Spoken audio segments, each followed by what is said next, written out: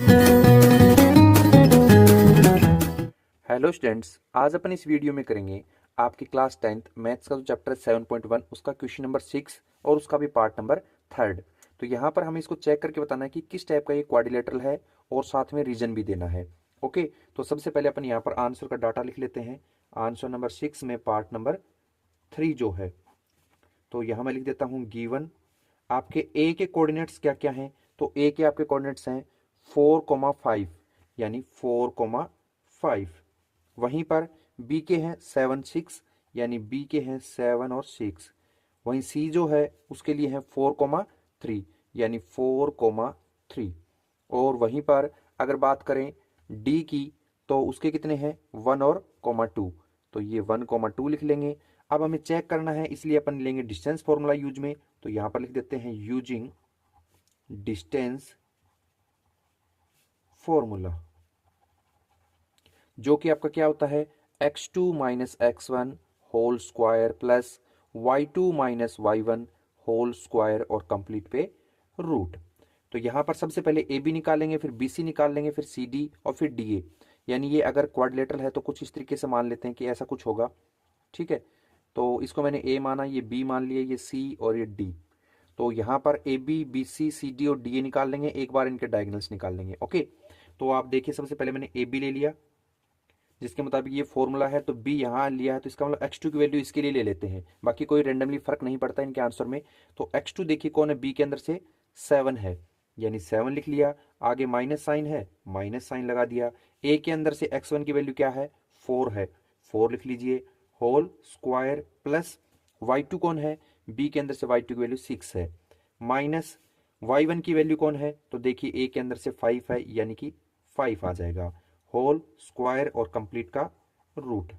Okay, अब इसको simple करें, 7 में से 4 माइनस किया यानी 3 का स्क्वायर प्लस 6 में से 5 माइनस करें यानी 1 का स्क्वायर, कंप्लीट पे रूट। सिंपल किया, 3 का स्क्वायर होता है 9 और प्लस 1 का स्क्वायर होता है 1, यानी ये आ गया रूट के अंदर 10। अब इसके फैक्टर भी तोड़ें तो 2 इंटू 5 होते हैं, कोई फर्क नहीं पड़ने वाला क्योंकि कुछ भी बाहर कॉमन नहीं आएगा। वहीं पर ए बी के बाद निकाल लेते हैं बी सी, बी से सी। तो इस बार अपन सी वाली वैल्यू को x2 y2 लेंगे। तो सी के अंदर देखिए x2 की वैल्यू कौन है, 4 है, यानी 4 लिख लेंगे। माइनस करेंगे x1 की वैल्यू, यानी कि बी के अंदर से कौन है, 7 है, यानी 7 को माइनस कर दिया, स्क्वायर लगा दिया, प्लस कर दिया। y2 सी के अंदर देखिए y2 कौन है, 3 है, यानी 3 ले लेंगे। माइनस करेंगे y1 की वैल्यू बी के अंदर से देखिए कौन है, 6 है, और स्क्वायर कर दिया, कंप्लीट पे रूट पेस्ट कर दिया। इज इक्वल टू में 4 में से 7 माइनस करें यानी माइनस का 3 और स्क्वायर, प्लस 3 में से 6 माइनस करें यानी माइनस का 3, ये आएगा विद स्क्वायर। ओके, और कंप्लीट पे आ जाएगा रूट। अब आपको पता है कि 3 का जो स्क्वायर है वो कितना होता है, वो 9 होता है, पावर इवन होने की वजह से। प्लस सेम ऐसे ही ये भी क्या आएगा, 9 ही आएगा, कंप्लीट पे रूट, यानी ये आ गया रूट का 18। क्या आ गया, रूट का 18। इसको अगर चाहो तो आप थोड़ा सिंपल कर सकते हो, क्या कि 3√2 लिख सकते हो, क्योंकि यहाँ पर 3 जो है वो 2 टाइम पेस्ट हो रहा है। ओके, तो अब यहाँ पर देखिए अपन ने BC निकाल दिया और अब निकाल देंगे CD। तो CD के लिए देखिए क्या आएगा, पहले D वाली वैल्यू से उठाते हैं, यानी कि 1 माइनस x1 की वैल्यू C के अंदर से कौन है, 4, तो इस 4 को ले लेंगे और होल कर देंगे स्क्वायर, प्लस में y2 डी के अंदर से कौन है, 2 है, माइनस y1 यानी कि कौन है, 3 है, और होल आ जाएगा स्क्वायर।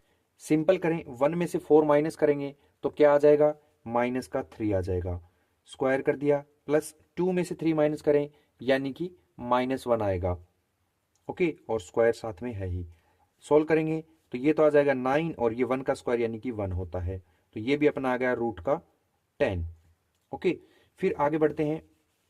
अब अपन ने डी से ए को निकालेंगे, यानी यहां से ये वाली साइड निकालनी है, तो डी ए कितना है उसके लिए चलते हैं। अब ए वाली वैल्यू है उनको अपन x2 के मुताबिक ले लेंगे। ए के अंदर देखिए कौन है, 4, यानी कि ये x2 हो गया, माइनस किया, डी के अंदर से x1 की वैल्यू क्या मान रहे हैं, 1, और होल कर देते हैं स्क्वायर, प्लस लगाया। ऐसे ही y2 कौन है, ए के अंदर से देखा 5 है, माइनस y1 डी के अंदर से देखिए कौन है, 2 है, यानी 2 ले लेंगे और होल कर देंगे स्क्वायर और कंप्लीट पे रूट। जब इसको सोल्व करेंगे तो अपना क्या आ जाएगा, 4 में से 1 माइनस करें यानी 3 का स्क्वायर, प्लस 5 में से 2 किया ये भी 3 का स्क्वायर, कंप्लीट पे रूट, यानी ये आ गया 9 प्लस 9 और कंप्लीट पे रूट, ये आ जाएगा √18। या तो इतना छोड़ दो या फिर √18 को जैसे यहाँ किया था 3√2 ऐसे भी लिख सकते हैं 3√2। अगर अपन देखें ए से बी कितना आया है अपना √10, यानी ये अपना आया था √10। और बी सी देखें, बी से सी यानी ये वाली साइड 3√2 आई है। और वहीं पर सी डी ये कितना है, सी और डी यानी √10 है। डी ए कितना है 3√2। अब अगर आप ध्यान से ऑब्जर्व करोगे तो आप देखो कि इसकी अपोजिट साइड इक्वल है, यानी ये √10 है तो ये √10 है, ये 3√2 है तो ये 3√2 है। तो अपोजिट साइड इक्वल होने को क्या बोलते हैं, या तो वो पैरेललोग्राम हो या फिर वो रेक्टेंगल हो सकता है। लेकिन रेक्टेंगल की उसकी कंडीशन होती है कि उसके डायगोनल्स जो होते हैं वो ऑलवेज इक्वल होते हैं। तो इसलिए अपन इसके डायगोनल्स और चेक कर लेते हैं, यानी ए से सी निकालेंगे।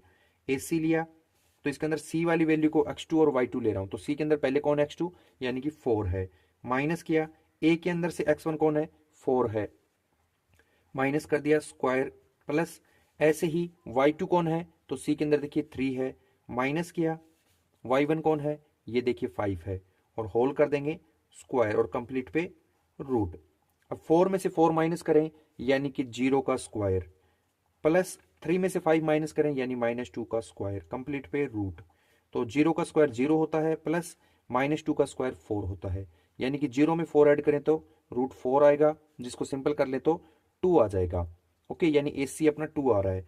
वहीं पर बी डी डायगोनल्स है, ये भी चेक कर लेते हैं। बी डी यहाँ पर x2 की वैल्यू डी के मुताबिक कौन है 1 है, यानी 1 ले लेंगे, माइनस किया बी के मुताबिक 7 है x1 तो इसको ले लेंगे स्क्वायर कर देंगे, प्लस ऐसे ही डी के अंदर से y2 कौन है 2 है, माइनस किया बी के अंदर से y1 कौन है 6 है, और कंप्लीट पे स्क्वायर और होल रूट आ जाएगा। 1 में से 7 माइनस करें यानी कि आपका आएगा माइनस का 6 और उस पर भी स्क्वायर, प्लस 2 में से 6 माइनस करें यानी माइनस का 4 और उस पर भी स्क्वायर। ओके, अब इस पे कंप्लीट पे कर देते हैं रूट।